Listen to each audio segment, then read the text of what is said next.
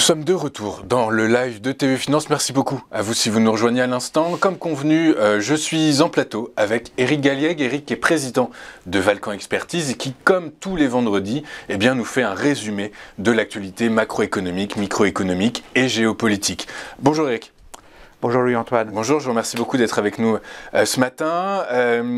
Quel est votre bilan de la semaine, Éric ?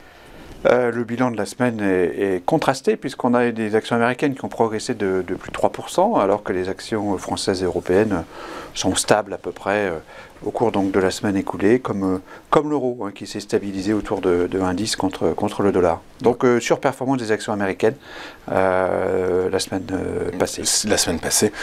On attaque les actualités avec la guerre en Ukraine, Éric, qui s'enlise. Oui, on ne peut pas ne pas évoquer... sous l'angle bien sûr négatif des développements, du durcissement de ce conflit, le durcissement qu'on voit sur de nouvelles sanctions européennes, que l'on voit sur les opérations militaires elles-mêmes, avec donc une forme d'enlisement, de durcissement, d'éléments négatifs donc sur le théâtre des opérations, avec des Occidentaux de plus en plus durs, Joe Biden qui accuse Vladimir Poutine d'être un criminel de guerre, etc. Donc voilà, c'est une évolution à nouveau négative, alors que la semaine dernière, on parlait encore de négociations ou de cessez-le-feu. Ici, ça semblerait extrêmement étonnant qu'on puisse avoir une telle solution diplomatique, en tout cas à court terme. Donc voilà, ça continue et c'est bien sûr négatif. Et c'est bien sûr négatif. On continue avec la Réserve fédérale américaine et Jérôme Powell qui annonce qu'il pourrait relever de 50 points de base les taux directeurs de la Fed au cours de 2022. Ça confirme le durcissement de la politique monétaire américaine, donc cette normalisation qui était nécessaire. On sait que le niveau des taux est toujours très proche de zéro, les taux administrés donc, de la Fed, ils ont été relevés donc pour une première fois au cours du dernière réunion de politique monétaire américaine, mais donc ici Jay Powell a rappelé ou a dit que finalement 50 points de base ça serait probablement nécessaire pour la prochaine séance, comme d'ailleurs l'a dit James Bullard qui est donc le patron de la Fed de Saint-Louis, qui souhaite que les taux de la Fed soient à 3% à la fin de l'année. 3%. Donc voilà, ça donne la tendance. L'année 2022, c'est la hausse des taux d'intérêt pour la Fed. Ok, merci. On continue avec les PMI en Europe.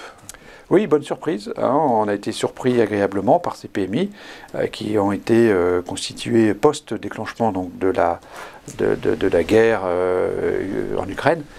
Donc c'est plutôt une bonne nouvelle. On l'interprète finalement par le fait que le déconfinement de certaines régions, certains pays au sein de la zone euro a compensé le choc, je dirais, des images en quelque sorte de la guerre en Ukraine. Néanmoins, tous les éléments qui sont prospectifs, qui parlent du futur dans cette enquête mensuelle, sont eux en revanche en baisse très importante. En tout cas, sur ces éléments, je dirais purement concomitants, on a un sentiment plutôt positif, une bonne nouvelle. La conjoncture tient et c'est plutôt bien sûr positif. Ok, très clair, merci Eric. On enchaîne avec les aides au pouvoir d'achat en Allemagne.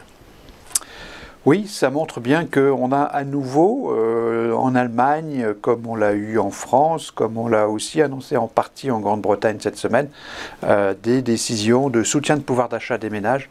Alors, ce n'est pas le retour du quoi qu'il en coûte, mais c'est 0,6% du PIB pour l'Allemagne. C'est des mesures assez significatives qui vont permettre effectivement de faire passer cette mauvaise période donc sous la forme de primes directes, sous la forme de baisse des taxes sur le prix du pétrole, sur le prix de l'essence plutôt. Donc tout ceci, les abonnements à tarifs préférentiels pour les transports en commun. Donc tout ça montre que les États sont prêts à soutenir la conjoncture économique. C'est plutôt positif, bien sûr, donc c'est un quatrième point positif pour cette semaine. Éric, est-ce que c'est réellement positif? Est-ce que ces aides ne vont pas, finalement, schématiquement, l'Allemagne va faire fonctionner la planche à billets, du coup c'est source d'inflation quand même, ces aides au pouvoir d'achat? Alors, ces sources d'inflation, disons que c'est la conséquence de l'inflation déjà présente. Ouais, bien sûr, évidemment, donc, ça va la renforcer. Est-ce que c'est le serpent qui se mord la queue ou... On peut considérer, oui, que c'est le serpent qui se mord la queue. Néanmoins, si on considère que l'inflation est une taxe sur la croissance, une taxe sur la consommation, effectivement, ça va permettre de faire moins peser sur les ménages donc ce poids de l'inflation. Donc, si on avait systématiquement un soutien macroéconomique à l'économie en période inflationniste qui est censé refléter la surchauffe économique, oui, on pourrait dire que c'est... Est-ce qu'on peut parler vraiment de surchauffe? Bon, c'est un vaste débat qui sera probablement à l'ordre du jour, je crois, dans les semaines et les mois qui viennent. Exactement, ok, merci. Du coup, avec l'ensemble de ces informations géopolitiques, macroéconomiques, quelle est votre synthèse de la semaine?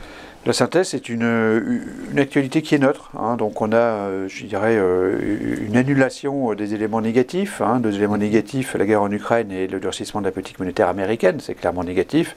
Et puis du positif du côté de l'économie. C'est-à-dire que l'économie est résiliente. Elle tient le coup. Les pays européens ont tenu. Le gouvernement allemand soutient donc les ménages, comme le gouvernement britannique en partie. Il y a eu des mesures qui ont été annoncées aussi cette semaine en Grande-Bretagne. Donc voilà, annulation et donc actualité globalement neutre cette semaine. Ok, c'est ce qu'on retrouve sur les indices, de toute façon, effectivement. C'est ce qu'on trouve sur les indices, donc quelque part, en tout cas les indices français. Les indices français, exactement. Les indices européens.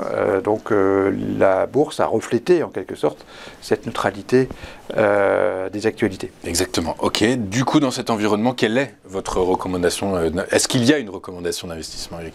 Ah bien sûr, c'est mon métier. De ne pas investir. C'est ce qu'on me demande. Oui, ça fait à peu près 6 mois, un peu moins de 6 mois qu'on est vraiment à zéro action. Sur la pondération action la plus faible possible, voilà. Parce que, a fortiori aujourd'hui, depuis un mois, il y a eu donc un double phénomène qui est peut-être le pire qui pourrait arriver pour les actions, c'est-à-dire qu'on a un choc pétrolier. Jusqu'à preuve du contraire, on est toujours entre 110 et 120 $ le baril, avec un euro qui s'est beaucoup déprécié depuis un an. Donc on a un vrai choc pétrolier qui va peser sur la croissance en volume, et un choc d'inflation, puisque l'inflation semble de plus en plus devenir structurelle, permanente, structurelle. Ouais, tous les éléments d'une permanence se mettent en place. Donc pour ces raisons-là, et auxquelles on peut rajouter la normalisation des politiques monétaires, puisque je rappelle qu'on a des politiques monétaires hyper laxistes pendant l'année écoulée et même pendant 2 ans. Donc c'est un double choc qui, évidemment, doit amener les cours des actions au moins 10% en dessous des niveaux actuels. Des niveaux actuels, donc vous êtes sous-pondéré en action, voire à l'écart en fait, en réalité. Ah oui, c'est ça veut dire. Ok, merci Eric d'avoir été avec nous ce matin. Je rappelle que vous êtes président de Valcan Expertise et que tous les vendredis, vous nous recommandez d'investir ou non sur le marché des actions à travers le prisme de l'actualité macroéconomique, microéconomique et géopolitique. On marque une pause et on se retrouve tout de suite après pour la Minute Pédagogique. À tout de suite sur TV Finance.